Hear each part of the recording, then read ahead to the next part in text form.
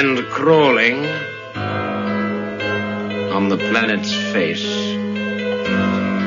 Some insects called the human race, lost in time and lost in space and meaning. Lost in time and space, but not meaning anymore. Why? Because you have arrived at Aeon by Gnostic Radio, and no longer as mere insects as the quote from the Rocky Horror Picture Show says. Instead, I might say insects awakening into something greater. Like Philip K. Dick said in Do Androids Dream of Electric Sheep? We are all insects, groping towards something terrible or divine. I love the smell of napalm in the morning. It smells like victory. This is all appropriate, as it's our Halloween special, where the scary part is seeing the world as it truly is. But here, we will have some infernal fun as we cover a wide range of topics. From a Gnostic perspective, of course. Including UFOs, ghosts, and psychics. Oh my. Oh yes. We not only have one guest, but two. Scott Smith, author of God Reconsidered, and his better half, the remarkable mystic Sandra Wells. And I'm glad Moondog Vance is back as a wingman. So this Halloween special is a roundtable of so much gnosis and so much heresy and so much meaning, as you will see. It's Halloween, and as much fun as it is, it can also be very dangerous. You see, with all you kids running around wearing dark clothing and monster and devil masks that cover your whole face, you all run into a serious risk of becoming devil worshippers, or even Buddhists. I know Scott isn't a fan of my introductions, so I'll make sure to give him one, trick or treat. Scott, you just don't get it, do you? You don't. Thank you so much for arriving to the virtual Alexandria, that state of mind where East meets West. We don't take prisoners, but liberate them. We are not the final authority on anything, but hope to be an endless possibility for everything. A Hermes assistance in finding the best version of yourself. Help you finally write your own gospel and live your own myth. You are the final authority. You are amazing, and it's time to find this out. You want to understand the universe, embrace the universe. The door to the universe is you. Me? You? Me? You are really intense. I am Abraxas, wearing his fleshy Halloween costume of Miguel Connor, broadcasting in the lawful but frigid dystopia of Chicago, wondering why the city's crawling with Mothmen. I am your Pompatus of Gnosis, and so are you. As your support, feedback, and direction help me unleash my inner Prometheus and Icarus with wings made of dreams and not material wax.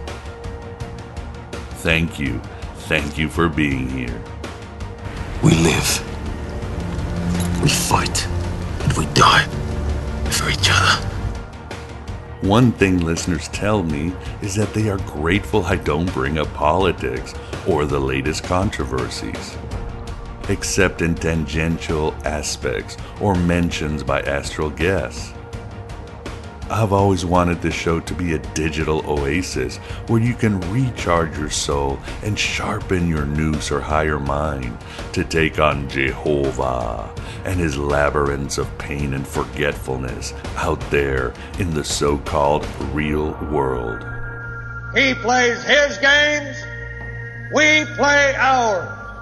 Having said that, I should tell you that it's a losing battle out there. You're not going to solve the latest conspiracy theory or vote your way to freedom or whatever. deep state, the rulers of this age, the technocrats, or your CEO. They're always going to win because that's the way the universe is programmed. Again, as Dick says in Do Androids Dream of Electric Sheep? You will be required to do wrong no matter where you go. It is the basic condition of life, to be required to violate your own identity. At some time, every creature which lives must do so. It is the ultimate shadow, the defeat of creation. This is the curse at work, the curse that feeds on all life, everywhere in the universe. Can't just go around doing whatever you feel like. You can't. There are rules in life. The best you can do is make reality more interesting and create and invent to kindle the hearts of others and bring, yes, meaning to other insects that need it. Help the least of your brothers. And sometimes, yes, you'll make some change on a local level and help feed a hungry child. That's true heroism. In the end, though, the real battle is against spiritual wickedness in high places, as Paul says. And that fight is where your true liberation lies. And perhaps even peace. The middle children of history, man. No purpose or place. We have no great war, no Great Depression. Our great war is a spiritual war. Our Great Depression is our lives. Like Jesus says in the Gospel of John, the world will hate you for following Him, the incarnation of higher reason and self-actualization. They'll break your body, but they can't break your spirit because it already won outside of time and space. And you are a passerby, like the Gospel of Thomas says. After all, Dick said too that to fight the empire is to be infected with its derangement. And he did say in Man in the High Castle, concerning the Archons and all their manifestations, they want to be the agents, not the victims of history. They identify with God's power and believe they are godlike. That is their basic madness. They are overcome by some archetype. Their egos have expanded psychotically so that they cannot tell where they begin and the Godhead leaves off. It is not hubris, not pride. It is inflation of the ego to its ultimate. Confusion between him who worships and that which is worshipped. Man has not eaten God. God has eaten man. But, mentioning the novel Valis, Dick did say, the true measure of man is not his intelligence or how high he rises in this freak establishment. No, the true measure of man is this: how quickly he can respond to the needs of others and how much of himself he can give. My friends believed in me, but they need some kind of hero. Then be a hero. Oh, no. You don't understand. I'm not even supposed to be here. That's right.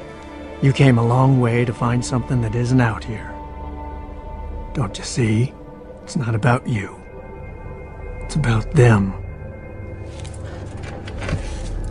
But I can't go back. Don't know that you got a choice, son. No man can walk out on his own story. Yes, help the least of your brothers. Make sure children can eat. Make wonderful art. I mean, you're selling yourself short by buying into false paradigms and false dualities and false dialectics out there that are fragmenting your soul. Sure, fight the good fight, but the race is finished on higher planes. Let me quote Dick again from Man in the High Castle. What they do not comprehend is man's helplessness. I am weak, small, of no consequence to the universe. It does not notice me. I live on unseen. But why is that bad? Isn't it better that way? whom the gods notice they destroy. Be small, and you will escape the jealousy of the great. By being small, of course, I bring up again the passerby of the Gospel of Thomas, that allogenes or stranger in Greek in the Nag Hammadi library that passes bridges and does not build upon them. Oh, I see. So God is picking on you? Is that what you're saying? No, he's ignoring me completely. He's far too busy giving Evan everything he wants. Anywho, this is my humble, but I'm sure imperfect advice. We'll hit these themes in our interview with Scott and Sandra. We'll cover a lot, I say.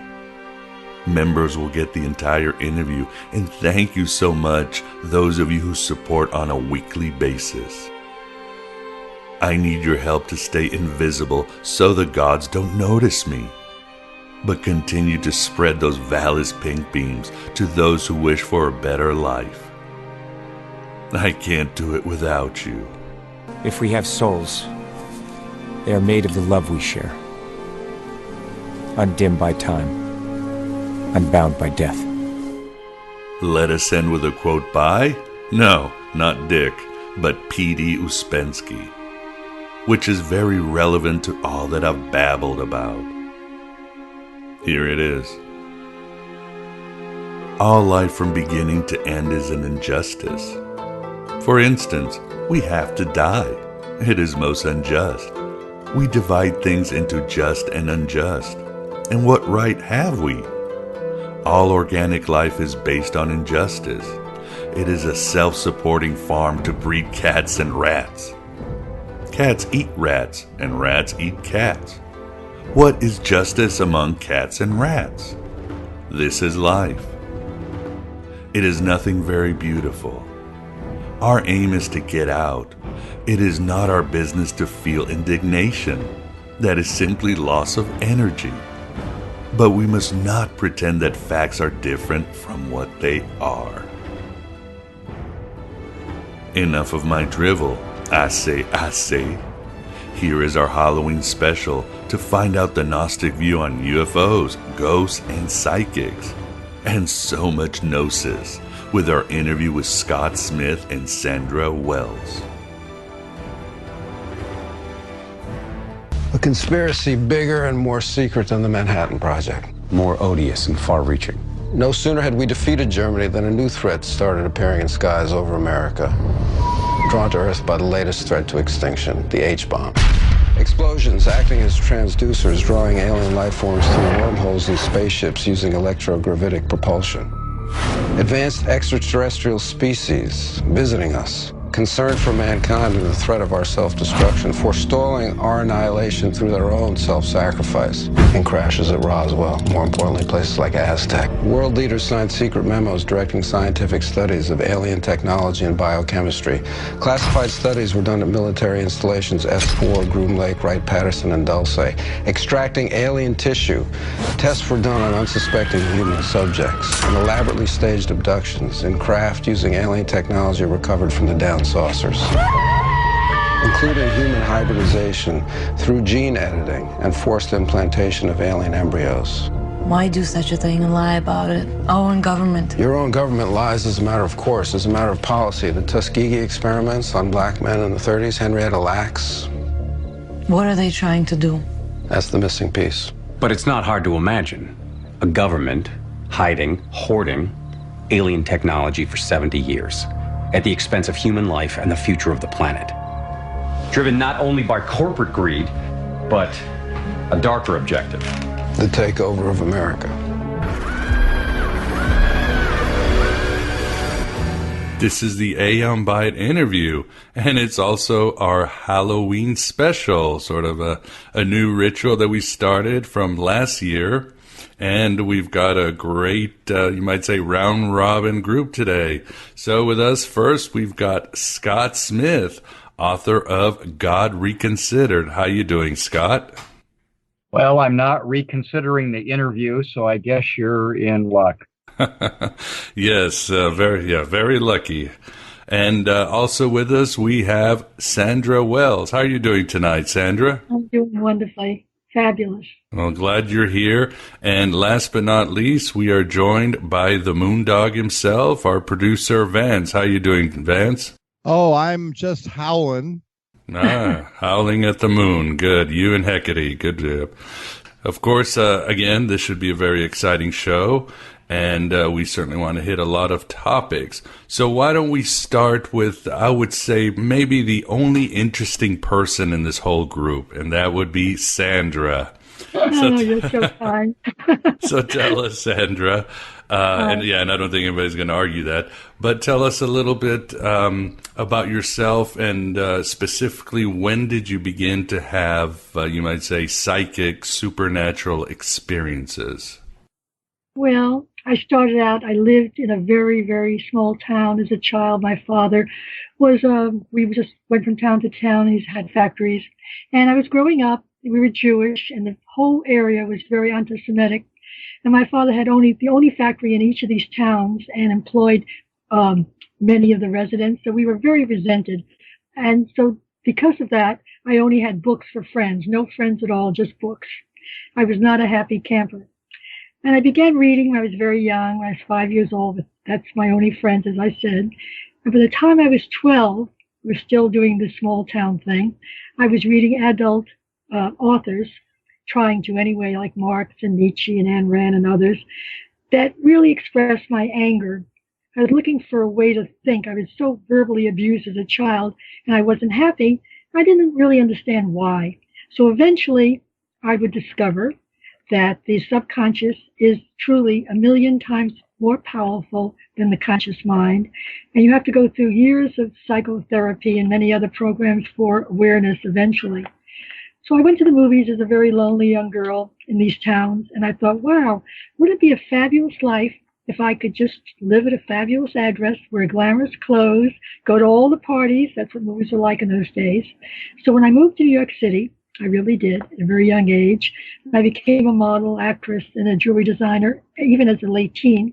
And I changed my name, but I discovered that the worldly success didn't make me happy at all.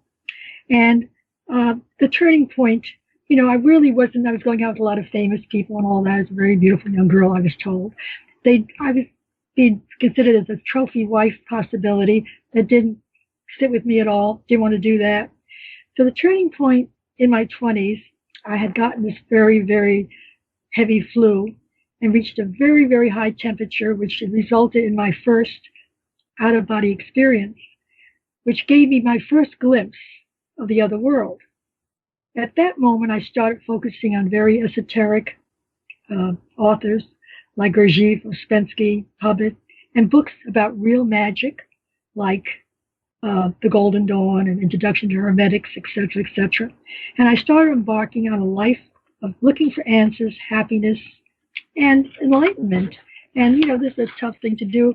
I can discontinue when I moved to Los Angeles soon after that, both for career reasons and because this was now in L.A., the center of the New Age movement was at its peak. The Bodhi Tree bookshop was made very famous by Shirley MacLaine, and it was packed all day. It was just packed beyond belief. It was such a big movement at that time. And as was in the time there, I did take a very powerful LSD trip. And then I had a second out-of-body experience that led to spending time with, I kid you not, Timothy Leary and Richard Alper, who became Ram Dass. Wow. Yeah, really. Spent a whole week with them in San Francisco. It was quite the trip. He was at his peak. This was in San Francisco, and it was quite the remarkable experience. And I soon discovered that everybody who claimed to be a guru or psychic, they were not the least bit authentic.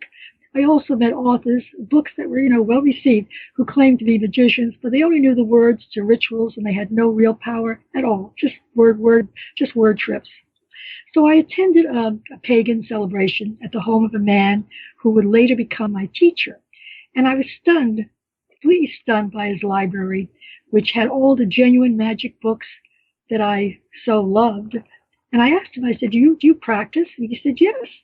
And I said, look, I told him, I've been searching for somebody who could help me experience the miraculous. That sounds very naive, but that's really what I said. And I gave him my number. not expecting anything to come of it. But he called some time later and asked if I would be available on Christmas Eve. This was 1974, a long time ago. And I said yes, if he could help me influence my current relationship. Another failure. This was not going well at all, as usual. And he said he would. And this was the beginning of meeting the teacher.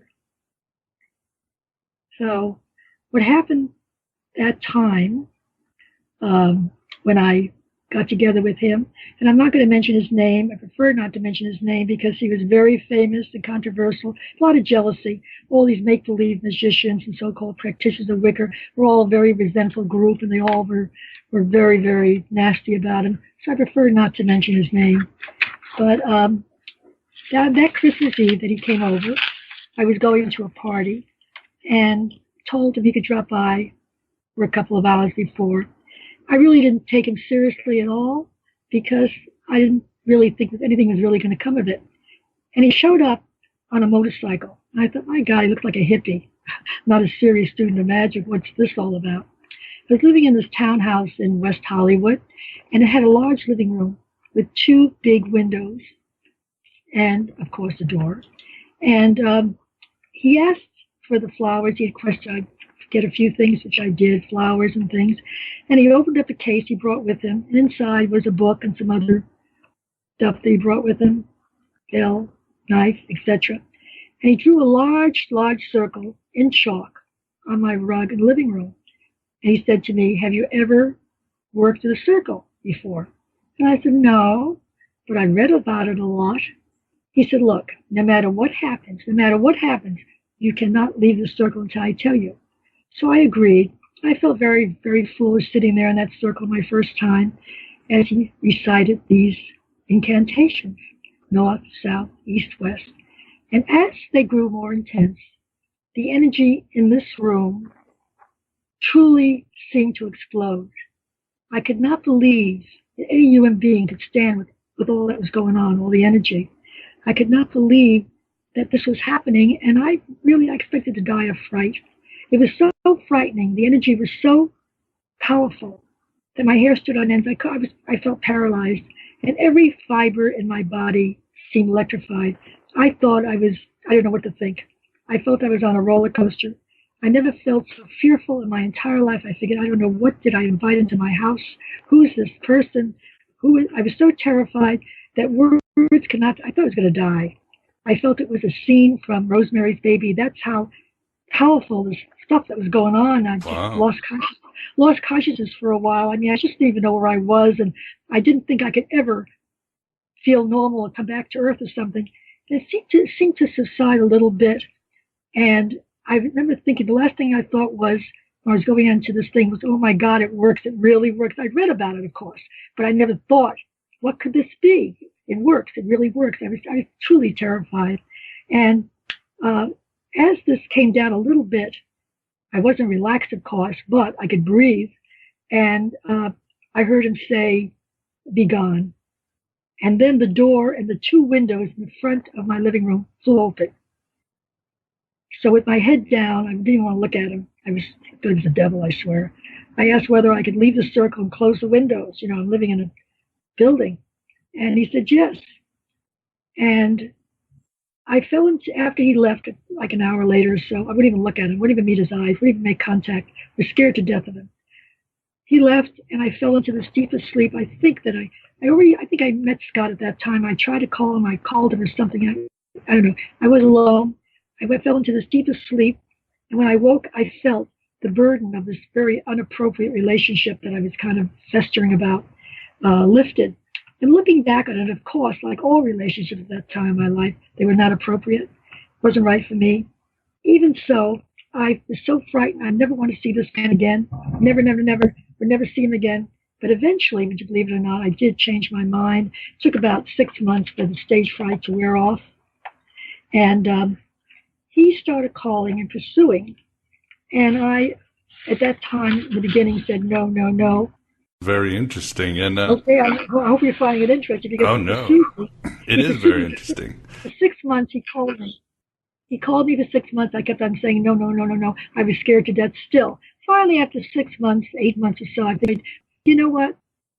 I can try it again, because the relief of getting rid of that burden of what I was feeling, and that had been a burden I had felt many times in my life, a burden of ridiculousness, something that we invent, we attach emotions to it.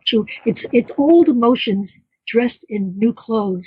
It's a thing from the childhood, a thing before you were even born practically. It's your sabotaging device that is so powerful. You think it's real, feels like somebody's done something terrible to you. It's all imagination. But this burden had lifted and left me so free and so open. I think, you know what? I can learn something with this. Maybe I can handle it. Maybe, if I can handle it. So I said yes, and I got over my initial state of fear. And that was the beginning of working with him as the humble vessel, and that's what I called myself, for the divine, because it was divine. This was a Tibetan entity. Green Tower was the entity he worked with. And Green Tower had millions of followers, and my teacher had lived there. He's been in this work since he was 16 years old, put in 10, 12, 15 hours a day. That's all he did. He was really the real thing. And I changed my mind about him being the devil as he trained me, and I participated the best I could. It was a very tough gig because he wanted all my time, and I put in 3-4 hours a day. I had to make a living too, and it wasn't enough. Never enough. And about after 8 operations over the next 7 years or so, he moved to Michigan to pursue some shamanistic work, and we kept in touch, of course. Meanwhile, my father and mother moved to California. I was not thrilled with this, I tell you. I resented him for my very difficult childhood, but he became very sick, and my mother and I bonded, and being Jewish, you have a soft spot for family, I guess. And I realized that she had been a weak co-conspirator because of her own very unhealthy, bad background. My mother she could not handle my father dying, even though he wasn't a kind man or a nice man. She was very, very attached to him. And he was in intensive care. So I called my teacher in Michigan, could you come to California, to LA, to help me? And he did. And he said, you've got to buckle down on this work. I'm not doing this for you, I need your help too. Did another operation. It was successful. And my father got out of intensive care, and he predicted, the teacher, that he would live another 5 years and a couple of months, which he did, and would recover enough to give my mother time to adjust to the fact that she would have to face life without him. In fact, he recovered so much, I think I bought him a secondhand car, and he drove the car after that and loved those cars, loved it. And he deteriorated after a short time. 5 years passed by very quickly, and he did pass. And don't forget, she knew about it. As I told her, I was working on something very serious. She said, can you keep him alive? I said, no, you had your 5 years. This is it. My mother lived in the same building. That's how much she got on top of me. So she knew a lot about what was happening, somewhat. Well, and it was very, very strange to have her see that who I was developing into. She got to really love me a lot, and I got the unconditional love from her I always wanted at last for some reason. She really did open up, and I became her mirror. I showed her who she could be and who she was, and she loved it so much. It was very gratifying. So in 1994, I experienced a very serious broken leg with big complications, and because I knew how to do it and I had help from other people, I spent a whole year in bed using special medical kind of imagery to help it heal. And I even had my teacher come out towards the end to make sure it was doing well through magical drumming, whatever he did. And since I couldn't fully participate in this magical ritual at that time, Scott had met him and spent a little time with him, was very impressed. But my teacher said Scott had a dark side, and he was concerned. When I fully healed, I flew out to Michigan to do a ritual with him for the last time I've ever saw in my life. The last time was this, to help Scott, who was having personal problems that was affecting our relationship. It worked, and we've had a truly magical relationship for over 2 decades already, which is remarkable. And my teacher passed on to the other world. And it's, it was a very, very interesting and fabulous journey so far, but it's not over yet. Yes, indeed. No, this Yes, is indeed. fascinating. Yeah, I wanted to stop you before we continue more on your journey. Yes, you've obviously had experiences and years, psychic abilities and all that. Yeah. But just for the listeners, so they can get something out of it, it's a sort of a 2-point question. Do you feel that we all have magic / psychic abilities? And 2, what advice do you have for people if they want to search this path, this esoteric path? Well, first of all, I think people think that they are masters of their life. The programming is 1 million times bigger. The subconscious mind is 1 million times bigger. Bruce Lipton, who wrote The Biology of Belief, I love him, he's a quantum physicist. So we're all like in a prison of our own making, and we think we are in control. Even though we think we are, we're not. So when people talk about psychics and magical work and all this stuff, there are only very few people that are truly, truly, truly talented in this world. Very talented. As far as that my teacher himself was born with these abilities, and he put in 10, 12 hours a day since he was 16 years old to perfect his skills. And he told me if I made the effort, they work with the Kabbalah, very sophisticated work, I must tell you, was way beyond anything I think anybody can believe as far as the intensity and how much you have to work. And I had to earn a living. I couldn't do it. And once he died, I wasn't able to find anybody who was a real magician like him to work with. So my first advice to those who want to do ritual magic is to forget about it. I don't believe there is any genuine practitioners around anymore like he was. So instead, I personally became the next best thing I could do to a ritual magician, which was a very dedicated hypnotherapist. I'd been doing hypnosis as a hobby since I was a teenager. And after my teacher passed, I trained with the best hypnotherapist in LA and had a big library for years and years and years on the subject. And I found this to be the best tool ever for personal change today, because we're all programmed, and it's a way to transcend the monkey mind and get into the flow and create the world you want by first getting into the alpha state. First, you've got to get out of the thinking pattern of thinking that everything you think is real. You've got to go into that place where it's in picture form, because pictures is how we first communicated before language was invented. We worked cave magic. Pictures were the way of communication. Pictures dictate our life. So to work in the right picture tone takes a lot of training, and you can find talented hypnotherapists who can teach you self-hypnosis, or you can use tapes. You can use whatever it takes. I mean, I attracted people. I can't believe the background I started out with, that I got so much goodies in life. I feel like I truly won the lottery, I swear. I mean, here I went from the most insecure, the most fragile, emotionally fragile girl with nothing going for me as far as background, as far as support. And I did really win the lottery with a lot of fabulous experiences. And as I said, these people come to my life to this day. They come to my life one after another. It's just remarkable. So Peter Herkos was my friend for 20 years. And I met Uri Geller. I met him through Peter. And Ross Peterson, who was very much like Edgar Cayce, a real trance medium. And I heard about him, could never find him. Finally, I'm in bed with that broken leg. And there on the cover of Fate magazine is Ross Peterson. I immediately had Scott write to the writer of that article. And he said, I will give this letter to Ross Peterson. If he wishes to contact you, he will. And he did. And I flew all the way out to Michigan to have a reading for me, which I have to this day. I have a reading from him, Ross Peterson. Can't find him anymore. Found him once, and that was it. But he's very much in demand when he was there. I don't know if he's still alive now, but he was the real stuff. And I have the recording in my possession about everything that was going on. And even my little mother said to me, ask something for me, ask something for me. He described her. He said she was born with a hearing problem, with her head on one side. Here's how she walks. He described her perfectly. The real thing, this Ross Peterson. So I really have a great deal of joy that I had such a fabulous life so far.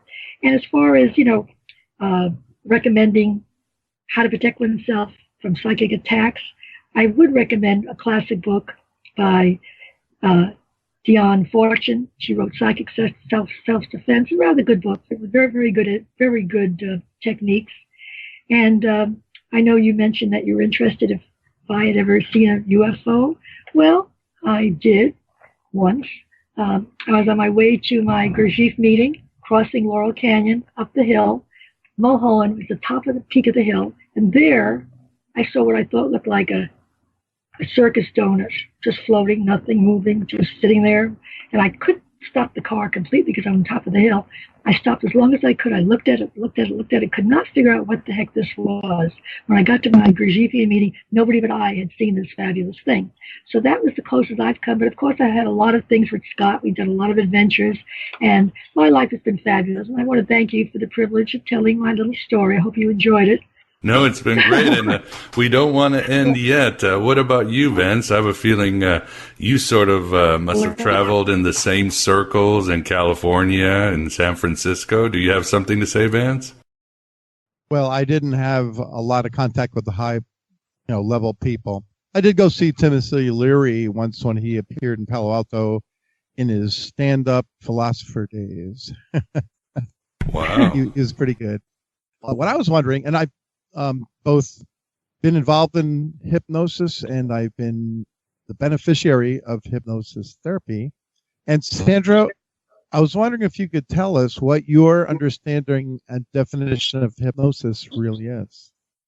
Well, I think hypnosis is stopping the active mind, allowing yourself to focus on whatever you're listening to, the suggestion you're inventing for yourself, or music or tape.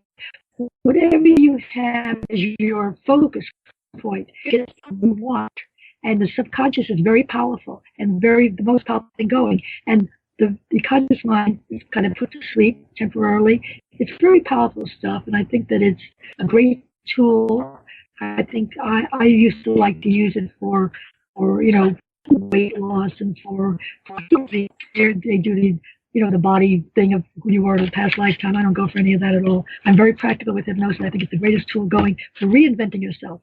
I think it's the best tool for reinventing where your head should be, how you should think, and leave your head open for growth. I found that the best thing I was not a very good marketer, and the art came in. I became an artist, and my art channeled in these fairies and angels. So to this day, it's the most remarkable thing because I constantly in this flow of artistic flow, and I could paint all day long and be in this creative space. One of the benefits of everything. So whatever your passion is, you could have that come to you. The hypnosis will help you get to the point where you're in that place where you can really summon what you want. And you've got to do it very precisely. There are a few very good books and authors. I don't remember it off the top of my head, but there's so many good ones. That will show you the many shades of gray and many shades of gray, how to do this using every single smelling, feeling, touching. That's how I fixed my leg. You have to really get into it. I used medical type imagery, which was very precise. I used metaphors for everything. Everything had a metaphor. What's his name? Carl Simon had an institute. He was an MD who worked with terminal cancer patients, and they used metaphors that were very emotional for them, that made sense to them, and they're able to work with their cancer and all that. You can take a woman who's in labor, she's having a baby, she's having a breech birth, you can turn the baby around. That's how powerful hypnosis is. Turn the baby around with suggestion. So suggestion is very powerful. Oh yeah, and that's amazing. Amazing stuff. Yeah, I did Silva Mind Control many years ago in the 70s. Yeah. Uh-huh. And they do casework there where they have these little index cards. And I thought I had flunked because the guy pulled up the card and, I said something about what I thought the condition was. And I was wrong. And then the guy pulls up the next card and he stops and I don't hear him. I said, well, all right, what's on the next card? Yeah. It was what I had just told him that I thought was on the first card. So that's very weird. That's very weird. That particular study, Art Cunningham used to be the editor of the Free Press. He was a friend of mine, and I didn't go to that, but he brought me all the notes. He gave me all the notes, and that's how I know all about that. But it was very funny that you mentioned that because I know it was a serious study. So that was a good experience for you, huh? Oh, yeah. And, you mentioned alpha, so that's kind of what triggered the memory because it was all about going to the alpha state. Alpha state. And, and that's not the only thing I've been involved with. But these days, I have what I call the porcelain god. So as soon as I sit on the commode, I instantly go into this hypnotic state. And the amazing things happen. I mean, I get all sorts of very cool stuff, from solutions to problems I can't figure out at work to little poems, everything. That's your throne. It sure is. And they ask so little, that all you have to do is give your daily sacrifice and they'll give you a bounty of information. Everything. Life is wonderful. Really is. Meditating by dropping friends off the lake, but oh boy, God, we've got 3 California people with their great experiences, and here I am in Chicago with the Heilig world here in the Midwest. But I'll catch up to you guys. But what I want to ask you next, Sandra, keeping in theme of the show, since it's Halloween, are spirits real, and how do you talk to them? Well, I remember going with Peter to some houses. I don't talk to them. I really put my attention on things that could perfect my life right this minute, right now. I'm putting my attention on all the work I have is to keep my head in the right place to do things that I think are important. I'm very ambitious with my art. I love it. And even I sabotage. With all the work I've done, with all the things, I've caught myself all the time sabotaging some stupid thing I've just done. I wasted 2 years by not catching up and not doing it right away. So you have to watch yourself at all times. What are you doing not to be fulfilled, not to be happy, not to be more, not to be like you walk through life and nothing, you have a thick skin, nothing affects you. You can do it all. It's very hard. That's what it is. As far as spirits, no, I don't talk to spirits at this point. Not even, so yes, you gave up magic, so never had a temptation to, for example, talk to your father or anything like that? Well, I did do one thing that was very, very interesting when my father was dying, and I didn't like this man at all. My teacher insisted I do the Tibetan Book of the Dead, which is very, very serious 53-day ritual. And I said, I'm not going to do that book. I don't want to do that. 53 days every morning, every night. No way. He says, I want you to do it. So I wasn't going to do it. And I was at a show. I'm an artist, and I was at a show, and somebody traded with me. And what did they give me in return for my whatever I was trading with them? That book.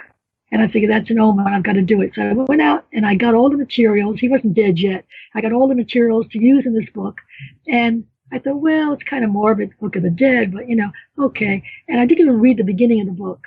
I just heard the phone call from my mother the day he passed. She said he's gone.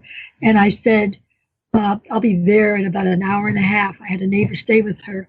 And I did my first ritual for him right then and there. It's supposed to really be right with the body. I couldn't bear that. But I did my first ritual, and I told my family I was doing the ritual every morning, every night, 6 o'clock. And I used his pictures. I used everything I was told to use. I had all the things I planned to use. I got from the book thing. And would you believe it? All these archangels, all these angels I was calling up, kind of like thinking it wasn't going to work because I really had not experienced that on my own. Everything became very prominent. The picture I was using of my father became 3D. And I did make contact. I couldn't believe it. I called up the writers of the book later and I said, you have people that do this for a living. They said, well, very rarely do people really make contact. I said, I did. And I did. And it was very, very, very strange to do something against what I felt. The teacher knows best. I worked on him, the man I didn't like. I made contact, held his hand, through the phases of death, which is what the book is about, how you hold somebody's hand and you take them by the hand so they're not frightened and not scared. And while you're doing this, you're calling down archangels, calling down whatever I had to call down. I still have the book, still have his pictures, still have all the stuff I bought.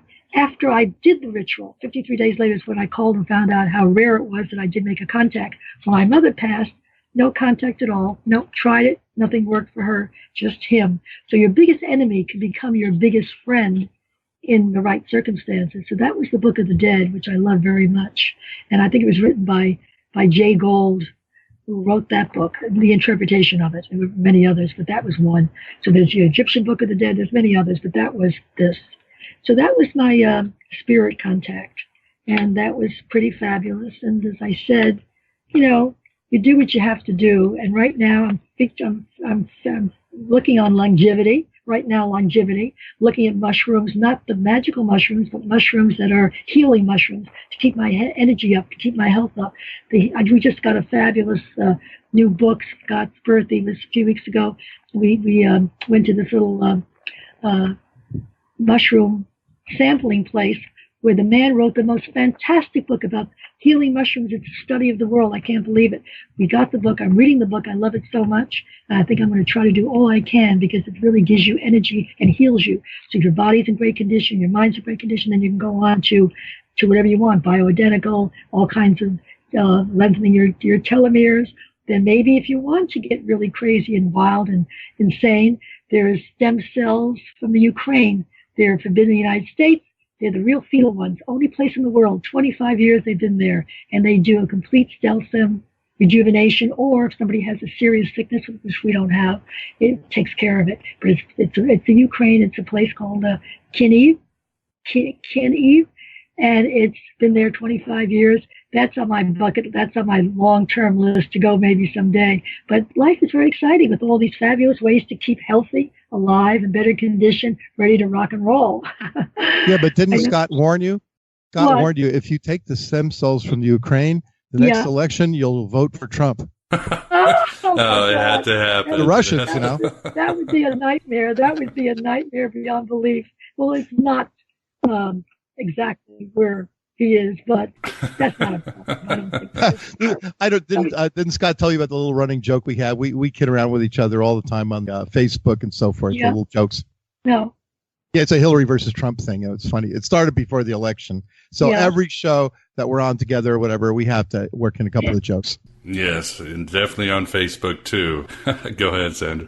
Actually, because of my moving around, I read like a crazy person, but I'm dyslexic with spelling. And I don't use the computer. I'm waiting for a voice-activated computer. Scott does all the work for me now, and it can't go on forever. I've got to get something that's voice-activated or learn it somehow. I don't know how. But meanwhile, it's a big problem for me. It's an area that I have not had taken care of. It's just dyslexic. And for the record, I'm her robot. I'm under her hypnotic spell, if anybody is wondering. So I'm evidence that her little magical practices work. Wow, so yes. Wonderful. We don't tell anybody about that. I did go to Michigan to make sure his personal problems are taken care of, and he has no more of them. I really did, and we never tell anybody about it. So Scott's your familiar, right? That's right. We're very familiar. Yeah, well, finally a good use for a man. We finally found a good use for a man. There's not much good use. I have a very feminist point of view. You don't want to hear about it on this trip. But I do have a very feminist point of view. But he happens to be one of the special ones. And he's been a delight. We've been together many, many, many years and decades and centuries. And the best is yet to come. That's how we feel. And it's been a fabulous journey. We've been to 32 countries in 17 years. We just got back from Atlanta last week.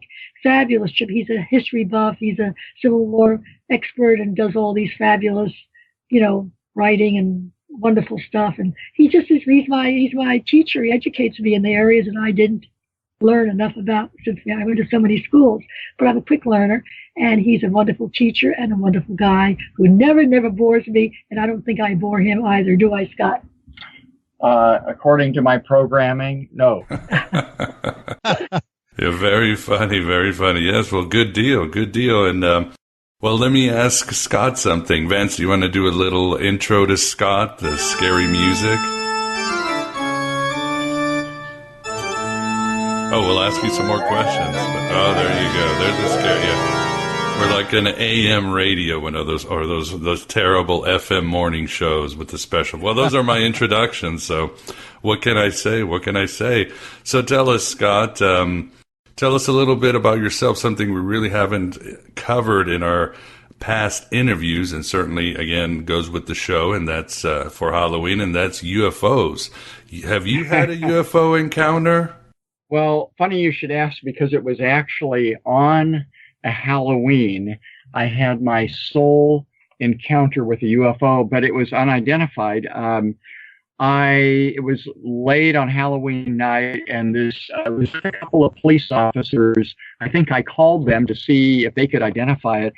And it was about, I'm guessing, maybe 500 feet up, fairly close. And it was this whole bunch of stationary colored lights that were changing. And strangely enough, this would have probably been about 1987 when I was working on an article for Los Angeles Magazine about And it was a balloon. And then Sandra told me that she had a similar kind of experience years before, working in 1975 in Phoenix for a famous nutritionist. And I was his research assistant. And he and a well-known herbalist were on a and he said, "You won't believe what happened."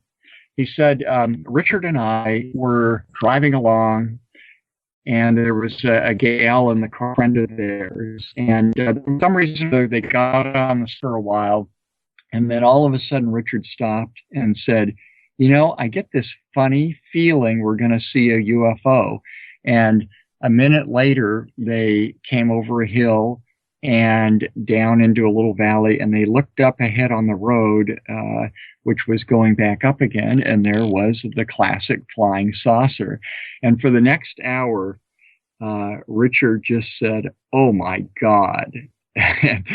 So years later, I was able to talk with him, and he confirmed it. He said, "Yeah, I couldn't believe it." You know, he said, "I never had any weird stuff happen in my entire life." My own interest in UFOs really began in the late 80s out of a lark, because I just thought it would be kind of like the JFK assassination. You can read a million opinions. It's hard to come to a firm conclusion, different points of view. But I was just looking for an interesting topic. And so I started reading about it. And Mormons, and I grew up in a Mormon household, they believe there's lots of life on other planets. It's part of the divine plan to embody. And so ETs, that would just be the normal order of the universe. And as I got in deeper into it, I really began to realize this was a challenge to traditional religion. For a number of reasons, and especially the abduction phenomenon, because this went beyond the fact that we were in this human dilemma where the Creator God says He's finished creating the world and it's a good place. And, you know, I began to realize, you know, particularly Mormons, they're very kind of 19th century optimistic American. And, you know, they see every negative as an opportunity, and, you know, they have their eye on godhood, and it's a very, very positive view. And I began to realize this UFO thing and the abductions kind of doesn't sound like it really fits in with a positive view of extraterrestrials. And so that and a number of other things that happened right at that time, including the Landmark Forum, which started with Sandra knew Werner Erhard, incidentally, and we both went through Tony Robbins' Firewalk. A whole bunch of things kind of came together, a whole bunch of pressures with these religious issues.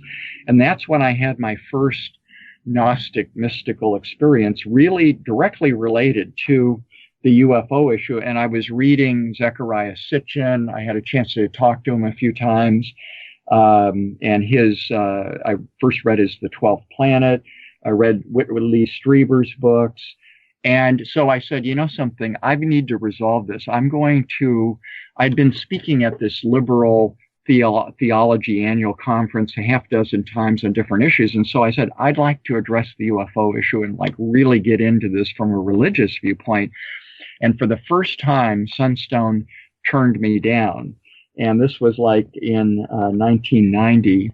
And I, ironically enough, in 2005, I came back to Sunstone to talk about Gnosticism. And of course, you know, Lance Owens and Stephen Heller had talked about Gnosticism and Joseph Smith and so forth at Sunstone a few years before that.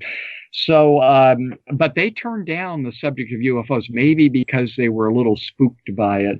That was the only time that happened. And then I went on from there to specialize in writing for UFO Magazine.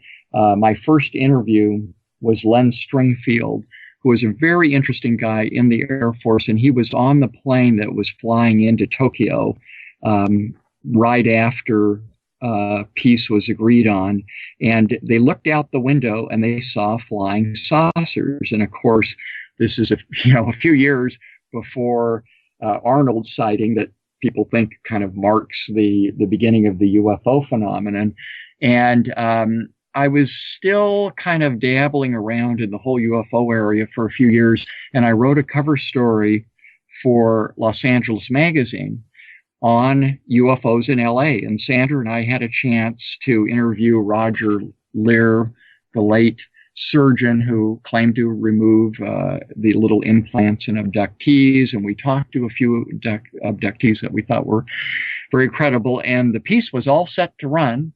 And then the editors made the mistake of forgetting that Disney was the ultimate owner of Los Angeles Magazine through ABC, and they ran a critical article about Michael Eisner, the CEO, and they were fired. And the new editor came in and looked at my article, and this guy came from W, the fashion magazine, and he essentially said, you know something, this doesn't really fit my vision for Los Angeles Magazine. His idea of an expose was finding out, the fall fashion or something ahead of the time or something, So I ended up running that piece in UFO Magazine, and I got to know Vicki and Don, who are the editors, and then later the Burnses, who took it over. So that was kind of my career, my original career in UFOs. And when I came to write the book, I thought, for sure, I'm not going to write about abductions and scare off anybody, because I wanted to open up with 3 chapters in God Reconsidered on why, good examples of why the materialist skeptics are wrong. So, I did ESP. That's an easy thing to prove. Then UFOs should be tougher, but I provided 3 examples of really hardcore evidence that there was a phenomenon worth investigating. And the last one was on evidence for afterlife. So, but I left out the weirdness of the abduction thing, because that's what kind of freaked me out about the UFO thing. In fact, one of the early things I did for UFO Magazine was an interview with C.D.B. Bryan, who wrote Close Encounters of the Fourth Kind, and he was a Pulitzer Prize-winning journalist, and he told me the same thing. Boy, once you get into that hall of mirrors about the abductions, you start to feel like you're losing your mind, and we both had gotten out of the UFO investigation at that point. Very interesting. And but before we go on a little bit more about the UFOs, I should ask you, how do you reconcile the idea of UFOs with your Gnostic view, tying in the Archons and all that? I know it's hard and it's been asked of me before, but I wanted to get your view on it. Well, here's kind of the short version, and if you want to ask any details, I did a post on abductions on GodReconsidered.com. This is my last one, number 6.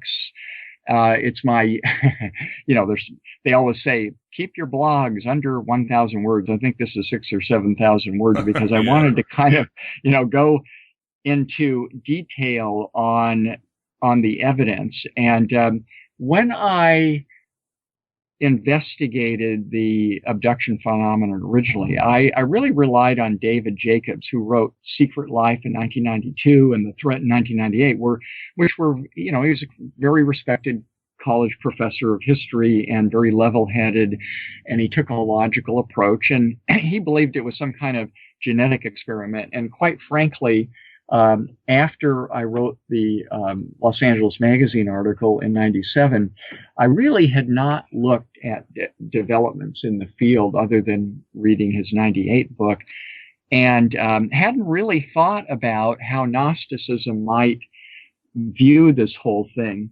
So I decided to go back and look at it, and I picked up Walking Among Us, which is his new point of view on the abduction phenomenon, and it's pretty shocking. I would not recommend that as a place to start, because it is very far out. And the essence of it is that he says the aliens, they are doing kind of a genetic thing so that the aliens can have hybrids, live on Earth. They don't do that well on Earth on their own, and they're going to they are infiltrating our society, and they're gradually taking over. And I don't really buy into that scenario. You had a guest some months ago, Jeff Kripal, who wrote Authors of the Impossible. Right, yeah. And he wrote, co-authored Supernatural with Whitley. Yeah. And I think he's got the right approach to it. I think that his chapter in Authors of the Impossible about Jacques Vallée really reflects my viewpoint. And Vallée was, as many people know, the sidekick to J. Allen Hynek, the astrophysicist who was the official debunker of the Air Force Blue Book Project. And actually, Vallée became the model for Steven Spielberg's scientist in Close Encounters of the Third Kind. So he's an interesting guy. He's been around, and he has. In recent times has kind of reinforced his rejection of standard ufology. So to go back kind of to your question, the first thing you have to address is the evidence that abductions are occurring or are apparently occurring. It's very easy for people who want to hew to kind of the ET hard evidence, aliens have landed thing, to not look at the abduction thing seriously. But when you read David Jacobs' arguments, he makes a point of view that there are things that can be done to see whether the people were really where they were supposed to be, in their bed at night or whatever. There's some evidence that they are, in that missing time zone. And if you accept that that's a real thing, then this whole thing needs to be addressed. Now, what I think is, if you see a flaw in the theory that aliens are infiltrating our society, then you got to look for another explanation for what's happening. And the flaw in David Jacobs' theory is that he explains in great detail what the aliens are doing to infiltrate society.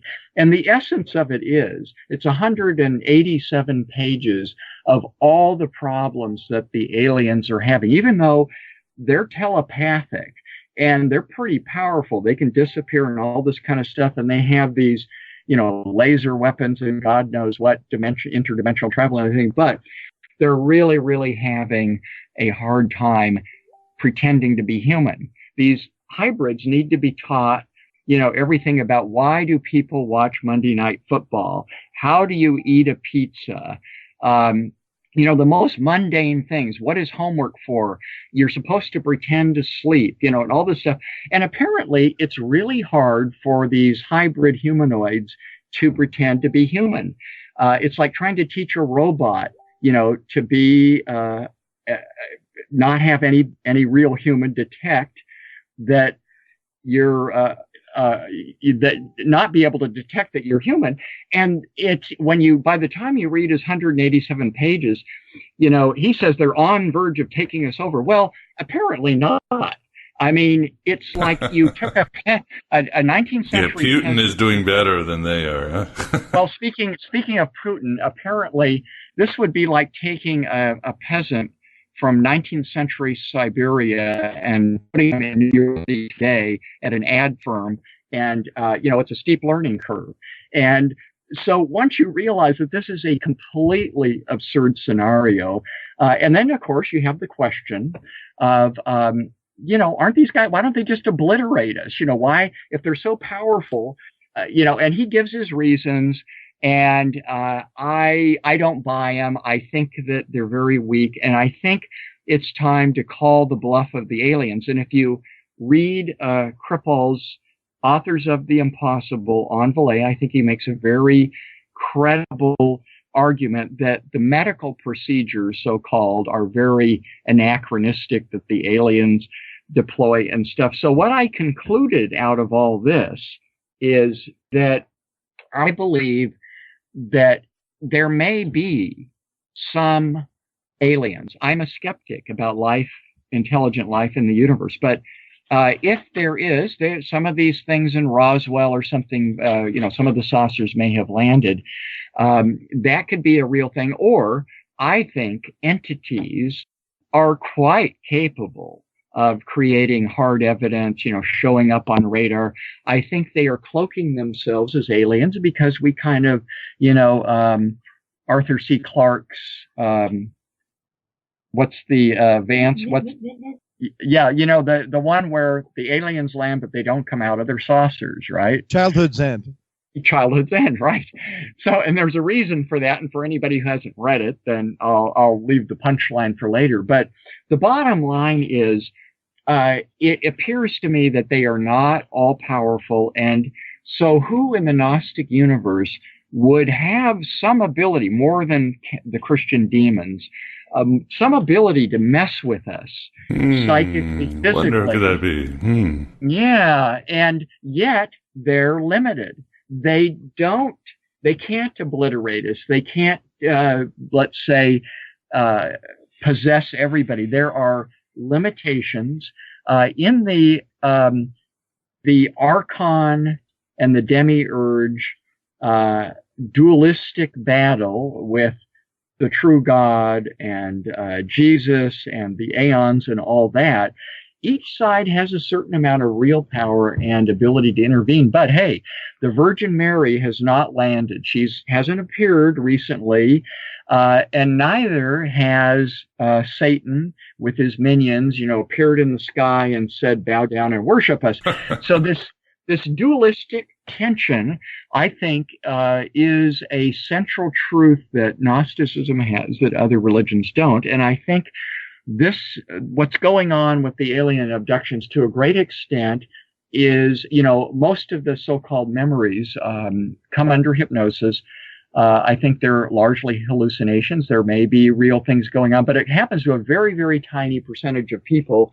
About 2% probably have this happen, and it's apparently in a lineage. So if you're not recalling your abductions and your parents and siblings haven't, you're probably not going to be abducted because it's confined to very small percentage, 2%. Just by way of comparison, the whole idea of the question of death and the death realm and how this relates to abductions and stuff has come up. 5 to 9% of people globally probably have had near-death experiences, and I think the evidence that I present in blog, 4 on Afterlife is that everybody dies, they go into another dimension commensurate with their consciousness, and we escape the Archons who have some power over us in this world. And again, God Reconsidered in the Facebook forum, I have all my blogs there on all these subjects right at the top, and people can post questions. So that's my short-winded explanation of equating many of the supposed aliens with the Archons. Yes, for the listener, that's godreconsidered.com, and Scott will definitely be at our Inner Sanctum of Gnosis Facebook group to answer your questions when the show comes out right before Halloween. But I know somebody who definitely has a question is Vance. What's going on, Vance, in your little flying saucer world? Oh, yeah. Well, I used to, study all that stuff for many years and take a great interest in it. But what it boiled down to, and I don't anymore, and I was wondering what Scott thought of this. I boiled down to two things that happened in my life where I've seen. Number one, the Belgian sightings. The Air Force came right out with all the stuff that our military won't. The gun camera film, the radar. They were sighted all over the country. They saw something. So I don't know if they were aliens or what. But now here's the second thing that really convinced me. I knew two people that used to work on the Manhattan Project. One of them was a major in the Army Air Force, stationed at Right Path, the alien body. For years, she wouldn't say a word when I asked her about it. But one day, pretty close to the time that, she died, there was this program on TV about UFOs and Roswell and all that stuff. And she turns to me and says, they never did find those bodies. I said, what? What do you mean? And I said, oh, yeah. No, they were in that hangar, and they had guards, so forth. And one night, they were gone. Somebody took them. And I said, well, and I said, what about Project Blue Book? He says, oh, those are all the really garbage officers. They put everybody there with stupid. I said, well, that means that there must have been some other, unit that actually investigated UFO sightings for real. She says, that's right. And she told me also, when my husband and I were out deployed, and these people were high energy photography people. Okay. They were the ones that were involved in, they helped make those films that you saw of the nuclear weapons blowing down the houses, the one you always see. And he invented cameras, the husband, and she was the lab manager over there at Wright Pat. So, and probably other places, when they were on the Manhattan Project. And so she said, we were out at sea one night, and we saw something fly over very slowly, and we knew it wasn't one of ours, because we knew all the different experimental aircraft that were classified and so forth, and we knew that it was something not of this world. So that was enough for me. Yeah, the Belgian sighting, I have kind of an equivalent to that in the Hudson Valley sightings in God Reconsidered, along with a couple of other really hard evidence ones. Yeah, those are good. The most interesting thing about it, though, is how the skeptics react, because they simply can't tell the truth about these things. It's like the guilty conscience, if you, in my book, I give examples on these three cases, and actually these three cases come out of a book that I co-wrote with Uri Geller, of all people, who had his own UFO encounter, but we didn't get it done in time for the 50th anniversary of Roswell, and the publishers already had quote unquote published their UFO books. This was going to be very different. It was going to focus on the best evidence, and I ended up publishing a lot of these things in UFO Magazine. But the interesting thing about it is that when you follow the skeptics' arguments back to their books, and then you go look at the original records, you find out that they lie about all the details that are inconvenient. They, misrepresent things, leave things out. It's absolutely astounding. So and of course, your average skeptic, when you try to discuss this with them online or anywhere else, they cite their bishops. Well, so-and-so, he's looked into all this, and, he says there's absolutely nothing to it. And there may be or may not be something to it, but you're not going to know unless you go actually compare what their authorities say, their experts for the Committee for the Skeptical Inquiry and the Skeptic Society. The amazing one. Yeah. I mean, it's Michael Shermer and all these guys, I've dealt with these guys over the years, but it is truly amazing. I mean, it would be really interesting if they could come up with good arguments, but they can't on the Hudson Valley and some of these other things. I mean, there's just thousands of witnesses to some of these things. Now, how you would, I have talked to people out at Edwards Air Force Base when there was a crash saucer. I talked Gordon to some Cooper, right? He was the commander out there when one landed, and he swears up and down. Yeah, That's a matter of record. I didn't talk to the high ranking, but I had a guy who was a good source there, somebody also at the NSA. What the real question I ask the skeptics is, let's set the abduction thing aside for the moment.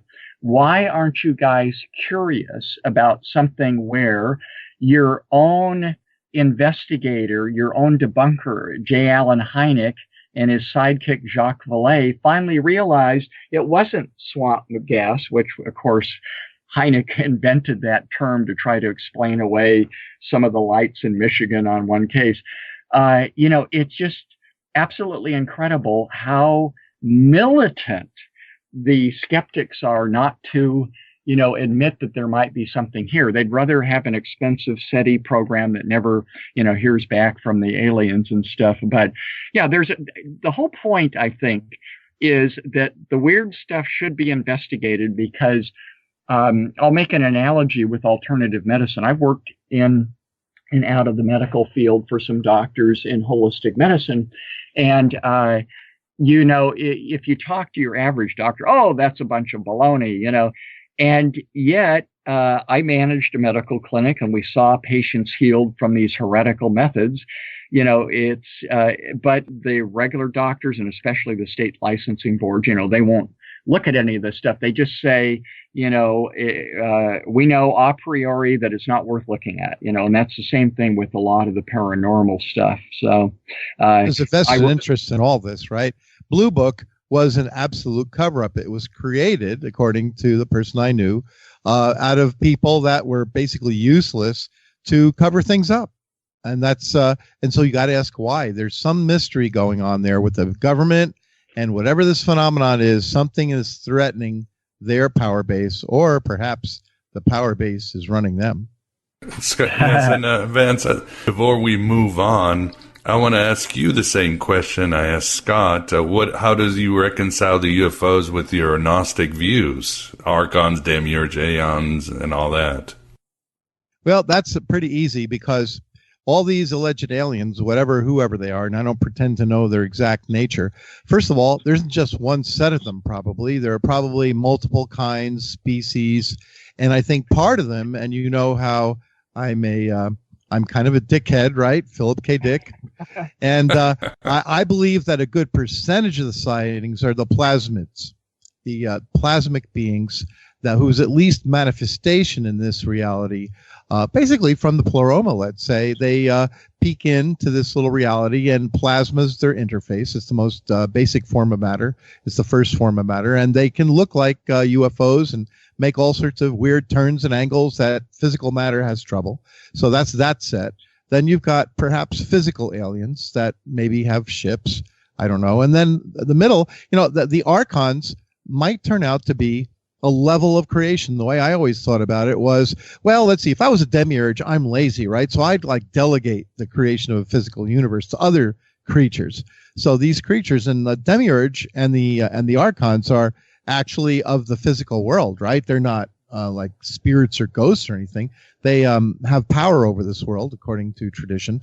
So they might have a lot more power than we have, but that layer, they could have vehicles that fly around, and they might be gardeners of this little, the Garden of Eden. Well, here we are.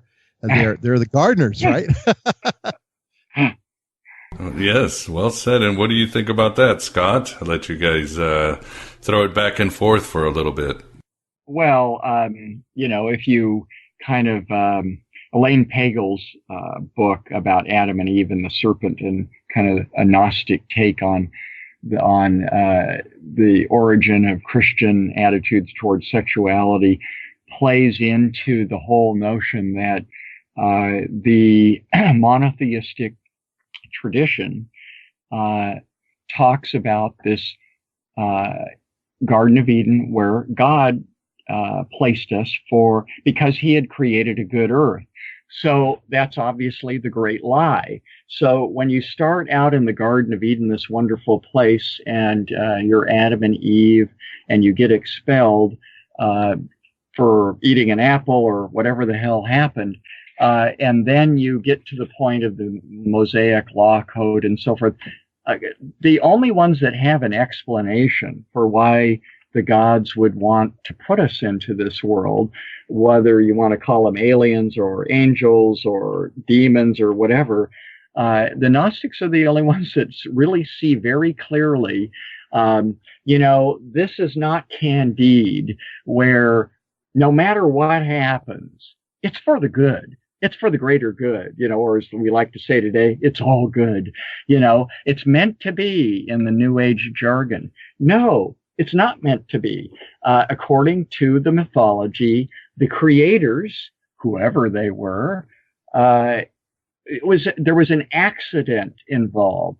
And this goes back to what I said, that if you embrace the accident of creation, then you're not going to have to worry about obeying commandments and stuff. This is not God's little Garden of Eden and we're being tested and all this kind of stuff, as I argue in my book. So I think that from all the evidence, the so-called angels who visit people by and large, I do believe Muhammad was visited by quote-unquote Gabriel and Joseph Smith by quote-unquote Moroni, and certainly there's a lot of evidence of people seeing quote-unquote the Virgin Mary more recently. But, you know, we're being messed with by entities of some sort, and with our little mortal minds, I think there's probably more that we will need to learn before we can be dogmatic about it. But I think that we shouldn't worry too much about it. We have a relatively short time in this world, and I do believe that once we die, we go into the eternities, and it's a different ballgame. We escape the archonic powers. We are reaching the end. Yes, unfortunately, we might, hopefully we'll do it sooner, or we'll just have to wait till next Halloween. But, again, this is Scott Smith, author of God Reconsidered. If you want some more of his heretical goodies, please go to godreconsidered.com, ask questions there, or, for our members at our Inner Sanctum of Facebook group, he will be there to answer all the questions you want. And thank you, Scott, and certainly thank you, Sandra. It's great having you guys back on again. Yeah. And thank you for being here, Vance. And happy Halloween. Happy Halloween. And there you have it, oh you true seeker warriors. An electric conversation with Scott Smith, author of God Reconsidered, and Sandra Wells. It gets better in our second part, where we discuss exactly how to stave off the negative, deterministic impact of the Demiurge and his Archons, as well as how to draw upon the salvific, awakening forces of the Aeons. Much of it is practical advice, mind you. We also discuss how to reconcile science and Gnosticism. I mean, what was going on for 14 billion years before Yaldabaoth created humanity? Did he create the dinosaurs? And much, much more we'll discuss. Hope you can listen as a member. To become a member, simply go to thegodabovegod.com and subscribe. Or find the link to become a patron at Patreon, where you get the same benefits plus early shows for you and only you. And remember, all members and patrons gain access to more than 370 shows with the best and brightest in Gnosticism, Western esoterica, and free thought. 11 years worth of shows, from Elaine Pagels to Bart Ehrman, from most of the translators of the Nag Hammadi library to best-selling occult writers, and everything in between. I can't do it without you, and your support helps keep this Red Pill Cafeteria open. Ensures more content, keeps it coming, so that, even if we can't beat Jehovah and his butt slaves in the establishment, we can become living Christ, so full of light and compassion and answers where they count. Oh, and I really should have said this in the introduction, but remember that you don't own your Facebook wall. You don't even rent it. It's just there as a data mining source so that the powers and principalities can use it against you in the near future. Playing Demiurge there makes you into, yes, a Demiurge. It's not an easy journey, that of the true seeker warrior, as Kabir wrote. But the price is liberation and understanding. It is finding your paradise's lost and misplaced childhoods. I'm glad you're on this Don Quixote journey with me. And in a way, we've already won. Hello and goodbye as always.